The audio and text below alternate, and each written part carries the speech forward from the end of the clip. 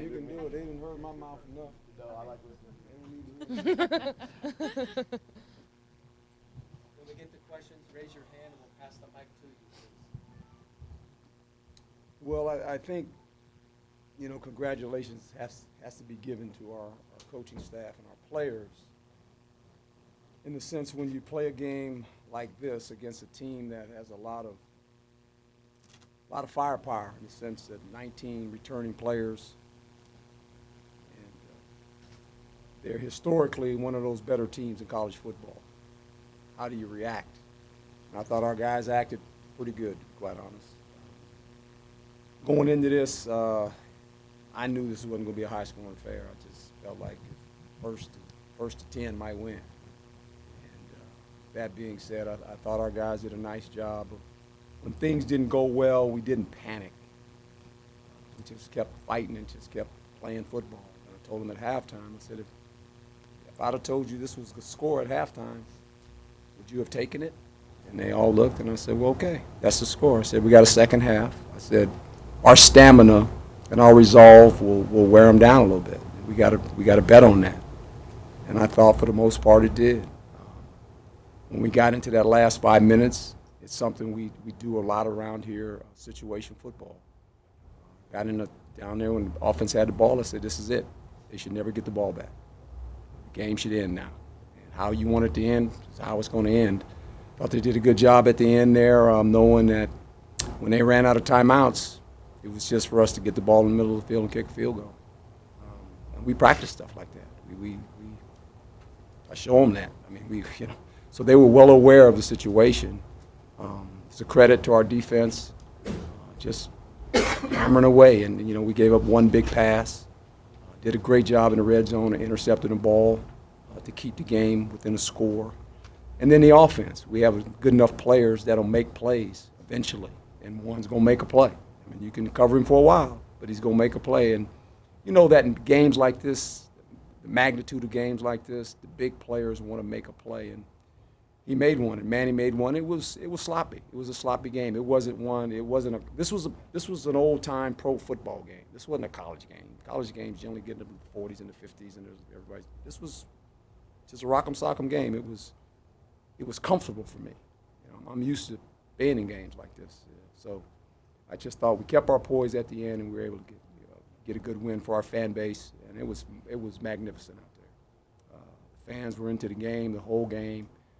And it had to be because it was a tight game. It never got out of hand for any opponent, so either side of it. So I'm happy for our football team and the coaches. Coach, Yes, ma'am. congratulations. Heading into the season, the defense obviously was the biggest question mark. So far, they've held two teams to 20 points. What kind of testament would you say to what they've been able to do, especially against, you said, the big boy pads? Well, that's why you hired Danny Gonzalez. and Tony White. And so, I think they've really done a marvelous job when you think about 27 players played defense last week. Probably 25 played this week. A lot of young guys, freshmen, first-year guys, whatever, new guys on the defense. And we're not where we're going to be yet, and Danny will tell you that. But I think we're starting to develop a temperament, which is good. I mean, this was one of those games defensively where you had to tackle big backs, big running backs, big people. And at times we missed a few. They bounced off us. But I think for the most part, to hold them to the points.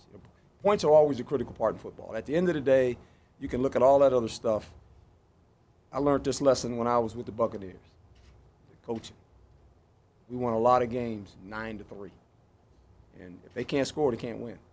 And so when you keep the points down, you're going to be in a football game. How big was that pick? Huge. It was huge. A red zone defense. It's something that that takes points off the boards.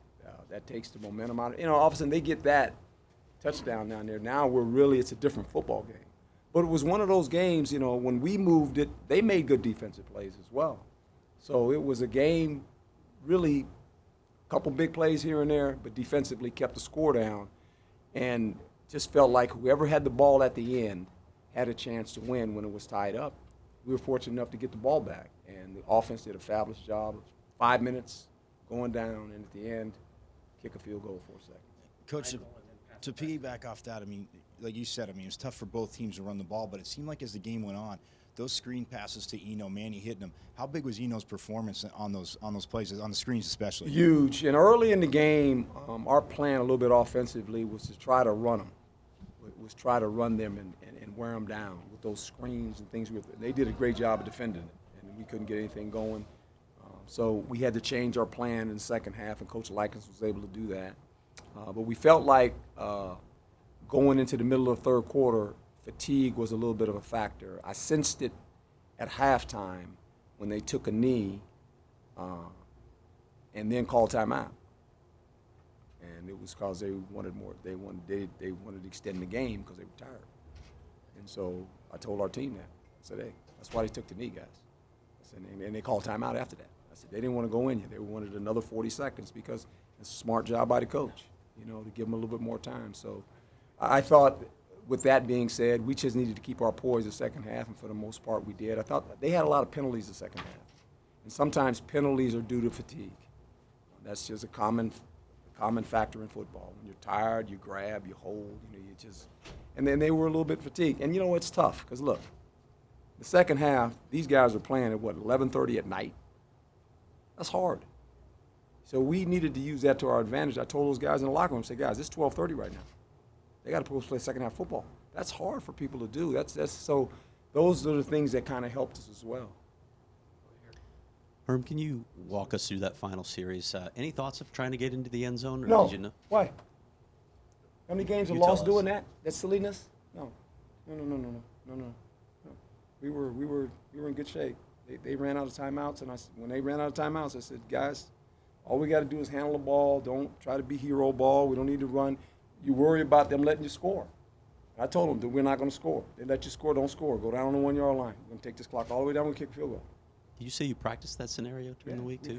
We practice it. I mean, I show it on tape. I mean, I show different scenarios every day. We go through a scenario, and that was one that was proposed. That one came up in a game, actually. Came up in a college football game. That same scenario, and they messed around and lost the game because they didn't manage the clock correctly. There's a lot of that happening, and you got to be able to do that. And our players understand that now. They have a sense of, we're going to do 3 or 4 scenarios today. We do it every week. We do it with the whole team. I put it up on the monitor. We go through it, take the tape, click it, say, here's the time in the game. Here's what they should have done. They didn't do that. When we get in this situation, we're going to do this. We got in that situation, and they knew what to do. Manny knew what to do because he came out. He was going, milk it. Yes, milk the clock. Don't hike it until 4 seconds. Let the 40-second clock run all the way down. And everybody was worried about we're going to get a delay. We weren't going to get a delay. We just try to take time off the clock. I mean, that's what you do. You win a football game. Jeff, and then pass it back to Chris. Right. Yes. When you came out with the 4 wide receivers at the beginning of the third quarter there, and then they had to call timeout. Can you just discuss that a little? And then also the fact that Brandon kicked that 49-yard field goal the first time he was out there. How much you think that helped him? And Well, yeah, it did, and we knew going into this that points were going to be very difficult to get, and we wanted to get him in shape, and that's hard coming out 49-yarder. But he's been kicking it good all week. We felt really good about him all week, and we ran through scenarios this week, put him in some situations too, running the kicker out there with 13 seconds left, knowing we could get a kickoff. So we spot him certain areas. We do that with the field goal team as well. The 4 wide receivers were something we had in our arsenal. It was just a matter of when we're going to break it out, and we were able to do that the second half, and got a couple plays. We hit a couple fades on. They got a good defense. Those corners played fairly well. They really did a nice job for the most part, defending some things. So Frank had one, and the guy made a great strip on him over there on the boundary. But it was a defensive game. That's what it was, and most fans don't like watching that. I kind of like it. I'm in my comfort zone. I just kind of go, okay, it's going to be that way, and we just have to wait till the fourth quarter, and hopefully if we have the ball at the end, we'll have a chance to win, and it worked out well for us. Herm, you spoke all week about your respect for Michigan State's program, the way that they conduct their business, and just being a blue blood of college football. So I know we're just 2 games into this thing, but what, in that framework, what does a win like this do for where this program is at right now? Well, I think it helps it helps us as a coaching staff to, when you speak to the players, winning always justifies what you do, right? I mean, when you practice a little bit different than everybody and you do other things, people question that, you know, and sometimes players question it. But when you win, they continue to buy in. And I think by now, I've been here since December, I think these players trust me. I have their best interests in mind. It's always about them. It'll always be about them. And when I ask them to do things, they don't question it. They just, you know, it's kind of like me. I live by faith, not by sight. And they know if I tell them something, then that's what we're going to do. And they're all in. They don't. Coach Herm said it. We're good. But it took me from December, 6 months to show them that I'm this guy, and that's how I operate, and I'm going to be consistent every day to you, and I'm always going to tell you the truth. And they trust me. But I needed to earn that. You know, that's earned. It ain't given. It's earned. And I think the more you win, the more they go, okay, if Coach says we're doing that, that's what we're doing. If Coach says we're not going to go in the bubble and practice anymore, then we're not going in the bubble and practice anymore. We practiced in the bubble one time. That's it. And I told them when I got here, I said, we're not going in the bubble. You only go in the bubble if you're hurt. We're not going in that bubble anymore, guys. We're going to practice outside. And now they look at me now and go, Coach, we don't want to go in the bubble. We never ever want to go in there. I said, good, because we ain't going in there anyway. But really, I mean, that was a big deal with me. I mean, everyone told me when I got here, it's like, hey, it's too hot. You can't practice. You have to go in the bubble. I said, you got to go where? He said, in the bubble. I said, no. We practice outside. We play outside. And to their credit, they don't want to go in there. It's like, Coach, you told us we don't go in there. I said, that's right, we don't go in there. And they go outside. We went in there one time for was that mud storm or the sandstorm, what do they call that thing? Dirty storm, whatever they call it. We went in there one time, and that was it. The boo, whatever it is. Y'all got some different weather down here. Coach. Yes, ma'am. You said at the very end of training camp that 2 games into this, you were going to know what your team needed to fix and where they were at. So before looking at film, before all that, where do you think they're at right now? Still struggling putting drives together on offense. Defensively, and Danny would say this, not very good on third downs. We let guys off the hook too many times, 2 games in a row. Penalties were a little bit better, but we got to get more consistent. There's a lot. Look, we got a lot of work to do. We really do. We're nowhere near my expectations. Nowhere near them. I mean, we've got a lot of work to do still here. And it's fun when you win because that helps you. It helps you put another brick on the pile of bricks, you know, and knowing that we're trying to build something. And it takes a lot of hard work. And to these players' credit, especially defensively, with so many young guys and so many different guys playing, they did a pretty good job. They've done a pretty good job the last 2 weeks. So we'll see what happens. Hey, Coach. Yes, sir. Congratulations. Thank you. You guys got 2 crucial sacks in that game at the perfect time.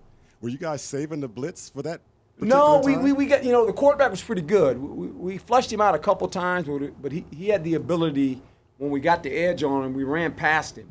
And so when you run past the quarterback, he can duck back underneath. That's how he got out the last couple times. But we saw some things that we felt like if they gave us a certain formation, we could come off the edge and get him. And these guys have done a pretty good job of harassing the quarterbacks, last 2 games. So that's the castle.